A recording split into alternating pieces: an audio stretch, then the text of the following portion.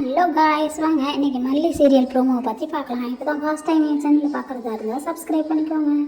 Renuka madam Kathiresan sir வீட்டில் உட்காந்துக்கிட்டு கதிரேசன் சாரை எப்படிலாம் ஏமாத்தலான்னு பிளான் பண்ணி யோசிச்சுக்கிட்டு உட்காந்துருக்காங்க.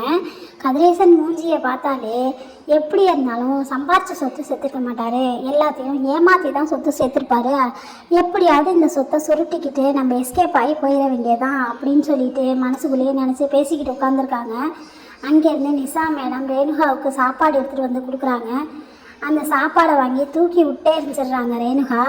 எதுக்கு விட்டே எரிஞ்ச அப்படின்னு நிஷா மேடம் கேட்குறாங்க. இந்த இடத்த 5 நிமிஷத்துக்குள்ளே நீ க்ளீன் பண்ணணும் அப்படின்னு சொல்லிட்டு ரேணுகா வந்து நிஷா கிட்ட சொல்கிறாங்க.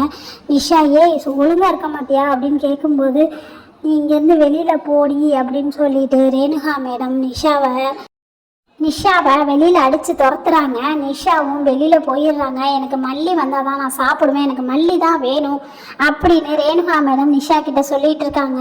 நிஷாவுக்கு என்ன பண்ணுறதுன்னே புரியலை. உடனே அவங்க அப்பாட்ட போய் சொல்கிறாங்க. இன்னொரு பக்கம் மல்லி விஜய் ஷர்ட் எடுத்து வச்சுக்கிட்டு உங்களை நினச்சிக்கிட்டு நான் தான் இங்கே தனியாக கிடக்கேன் அப்படின்னு சொல்லிட்டு விஜய் ஷர்ட்டை வச்சுட்டு அழுதுகிட்டே நிற்கிறாங்க. ஒரு பக்கம் நிஷா வீட்டில் உட்காந்து வெண்பா குட்டியும் அழுதுட்டு இருக்காங்க. அங்கேருந்து விஜய் வந்து ஏன் வெண்பா அழுகுற, என்ன ஆச்சு அப்படின்னு சொல்லி கேட்குறாங்க. அதுக்கு வெண்பா குட்டி சொல்கிறாங்க, டாடா இந்நேரம் மல்லியம்மா என்னை பற்றி தான் நினச்சி யோசிச்சுட்டு இருப்பாங்க டாடா அப்படின்னு சொல்லிட்டு வெண்பா குட்டி அழுகுறாங்க. விஜய்க்கு என்ன சொல்கிறதுன்னு தெரியலை, வெண்பாவுக்கு எப்படி ஆறுதல் சொல்கிறதுன்னு தெரியாமல் விஜயும் ஒரு பக்கம் ரொம்ப கவலையாக இருக்காங்க. எப்படிடா மல்லி கூட போய் இருக்கிறது அப்படின்னு சொல்லிட்டு யோசிச்சுட்டு இருக்காங்க. அதுக்கப்புறம் என்ன நடந்துச்சுங்கிறத அடுத்து வரப்போகிற கதையில் பார்க்கலாம். தேங்க்யூ.